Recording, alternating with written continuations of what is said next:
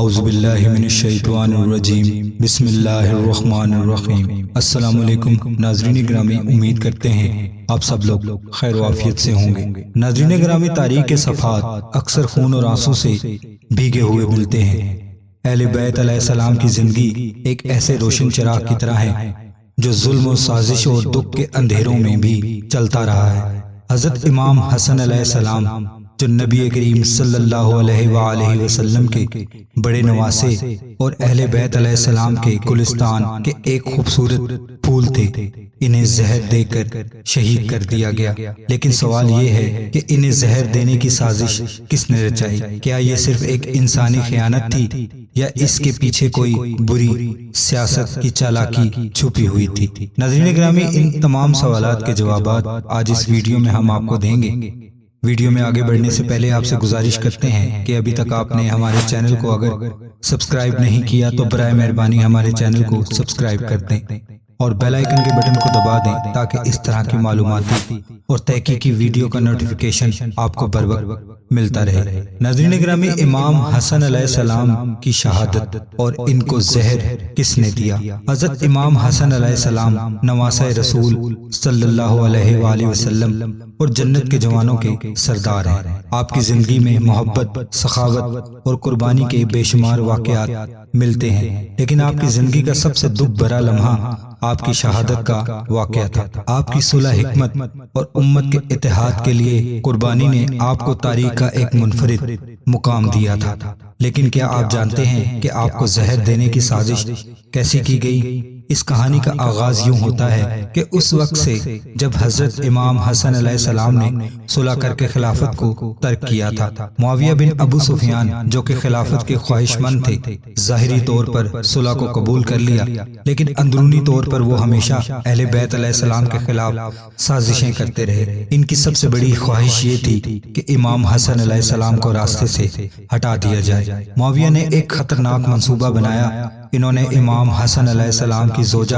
جوتا بنت اشرف کو اپنے جال میں پھنسا لیا۔ معاویہ نے جودا کو یقین دلایا کہ اگر وہ امام حسن علیہ السلام کو زہر دے دے تو وہ اس سے یزید کی شادی کروائے گا اور ساتھ ہی بے تحاشا دولت سے بھی نوازے گا۔ جودا جو کہ دنیاوی لالچ میں گرفتار تھی، اس خوفناک منصوبے میں شامل ہو گئی اور اپنے شوہر امام حسن علیہ السلام کے کھانے میں زہر ملا دیا۔ زہر ایسا تھا کہ اس کا اثر فوری نہ ہوا بلکہ آہستہ آہستہ جسم میں پھیلتا گیا۔ زہر کے اثرات امام حسن علیہ السلام کے جسم پر ظاہر ہونے لگے۔ آپ نے کئی دن تک شدید تکلیف برداشت کی۔ آپ کے بھائی امام حسین علیہ السلام بھی آپ کے پاس موجود تھے اور آپ کی ہر ممکن مدد کرتے رہے، لیکن امام حسن علیہ السلام کو معلوم تھا یہ دنیاوی زندگی ختم ہو رہی ہے۔ آپ نے اس وقت بھی صبر و تحمل کا مظاہرہ کیا اور امت کے اتحاد کا درس دیا۔ جب امام حسن علیہ السلام کی حالت مزید بگڑنے لگی تو یہ سوال اٹھ کھڑا ہوا کہ انہیں زہر کس نے دیا؟ جودا کا کردار اور معاویہ کی سازش جلد سامنے آ گئی۔ یہ واضح ہو گیا کہ اس کے پیچھے معاویہ کی حکمت عملی تھی تاکہ امام حسن علیہ السلام کو راستے سے ہٹا کر یزید کی حکمرانی کو یقینی بنایا جا سکے۔ لیکن تاریخ گواہ ہے کہ اہل بیت علیہ السلام کے دشمن اپنے مقصد میں ہمیشہ ناکام رہے۔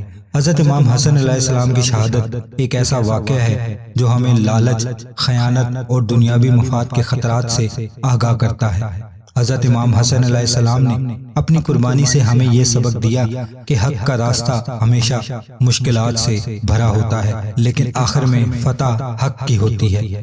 معاویہ بن ابو سفیان جو کہ امام حسن علیہ السلام کے دشمن اور اپنے بیٹے یزید کی خلافت کو یقین بنانے کے لیے ہر حد تک جانے کو تیار تھا، انہوں نے ایک شیطانی چال چلی۔ انہوں نے جودا کو پیغام بھیجا۔ معاویہ نے جودا سے کہا اگر وہ امام حسن علیہ السلام کو زہر دے تو اسے بڑی مقدار میں دولت دی جائے گی۔ معاویہ نے جودا سے یہ بھی کہا کہ وہ اسے یزید کے ساتھ شادی کا موقع دے گا جو کہ اس وقت کے خلیفہ کا وارث تھا۔ جودا دنیاوی خواہشات اور لالچ کی شکار تھی، اس سازش میں شریک ہونے پر آمادہ ہو گئی۔ معاویہ کی چالاکی اور جودا کی کمزوری نے ایک المناک حادثے کو جنم دیا۔ تاریخی روایت کے مطابق جودا نے زہر کو امام حسن علیہ السلام کے کھانے میں ملا دیا تھا۔ زہر خاص طور پر تیار کیا گیا تھا تاکہ آہستہ آہستہ اثر کرے اور شدید تکلیف پہنچائے۔ زہر کھانے کے بعد امام حسن علیہ السلام شدید بیماری میں مبتلا ہو گئے۔ آپ کے جسم سے خون نکلنے لگا اور آپ کئی دن تک تکلیف میں رہے۔ جودہ اس جرم میں شریک تھی اور اپنے عمل پر کوئی ندامت نہ رکھتی تھی اور مال و دولت کے خواب دیکھ رہی تھی۔ معاویہ نے اپنے مقصد کو حاصل کرنے کے لیے جودہ کو مکمل طور پر نظر انداز کیا اور اپنے وعدے پورے نہیں کیے۔ جودہ کو یزید کے ساتھ شادی کا وعدہ دیا گیا تھا، لیکن معاویہ یزید کے لیے جودہ کو ناقابل قبول سمجھتا تھا، کیونکہ وہ جانتا تھا کہ جودہ نے اپنے شوہر کو زہر دیا ہے اور وہ اس پر بھروسہ نہیں کر سکتا تھا۔ معاویہ نے جودہ کو مال دے کر بات ختم کر دی، لیکن جو بڑی دولت کا وعدہ کیا گیا تھا وہ کبھی پورا نہ ہو سکا۔ جودہ اپنی پوری زندگی رسوائی اور بدنامی کے ساتھ جیتی رہی۔ معاشرہ اسے خیانت اور دھوکہ دہی کی علامت کے طور پر دیکھتا رہا، جو اپنی بقیہ زندگی ذلت اور تنہائی میں گزارنے پر مجبور ہوئی۔ حضرت امام حسن علیہ السلام کی شہادت کے بعد جب ان کے جنازے کو دفن کرنے کا وقت آیا تو ایک اور دردناک واقعہ پیش آ گیا، جس کا ذکر مختلف روایات میں اور مختلف کتب میں بھی ملتا ہے۔ امام حسن علیہ السلام کی شہادت کے بعد ان کی تدفین کی جگہ کو لے کر اختلاف پیدا ہو گئے۔ امام حسن علیہ السلام نے اپنی زندگی کے آخری لمحوں میں وصیت کی تھی کہ انہیں نبی کریم صلی اللہ علیہ وآلہ وسلم کے پہلو میں دفن کیا جائے تاکہ ان کا جسم بھی نبی پاک صلی اللہ علیہ وآلہ وسلم کے جسم سے جڑا رہے۔ لیکن بنو امیہ کے حکمران، خاص طور پر مروان ابن حکم اور اس کے ساتھیوں نے اس وصیت کو تسلیم کرنے سے انکار کر دیا۔ اس کے حکومتی نظام میں امام حسن علیہ السلام کی قربانیوں اور کردار کو تسلیم کرنے کی بجائے دشمنوں نے سازشوں کے ذریعے امام حسن علیہ السلام کو دفن کرنے کے عمل پر رکاوٹ ڈالی۔ انہوں نے نبی کریم صلی اللہ علیہ وآلہ وسلم کے پہلو میں امام حسن علیہ السلام کو دفن کرنے کی اجازت نہ دی، جبکہ امام حسن علیہ السلام کا جنازہ جنت البقیع کی طرف روانہ کیا گیا تو دشمنوں نے یہ بزدلی کا مظاہرہ کیا کہ امام حسن علیہ السلام کے جنازے پر تیر برسائے۔ یہ واقعہ نہ صرف امام حسن علیہ السلام کے ساتھ ہونے والے ظلم کی عکاسی کرتا ہے بلکہ اس بات کی بھی نشاندہی کرتا ہے کہ دشمنوں کے دلوں میں اہل بیت علیہ السلام کے لیے اس قدر نفرت تھی کہ روایات کے مطابق مروان ابن حکم اور اس کے ساتھیوں نے امام حسن علیہ السلام کے جنازے پر تیر برسائے اور مظلوم امام کو دفن کرنے کی اجازت نہ دی جائے، اور اس عمل میں آپ علیہ السلام کا جنازہ بے حرمتی کا شکار ہوا۔ لیکن امام حسین علیہ السلام نے جو اپنے بھائی کے جنازے کے ساتھ تھے، انہوں نے اس ظلم کے باوجود اپنی قوت کے ساتھ جنازے کو دفن کرنے کا عمل مکمل کیا۔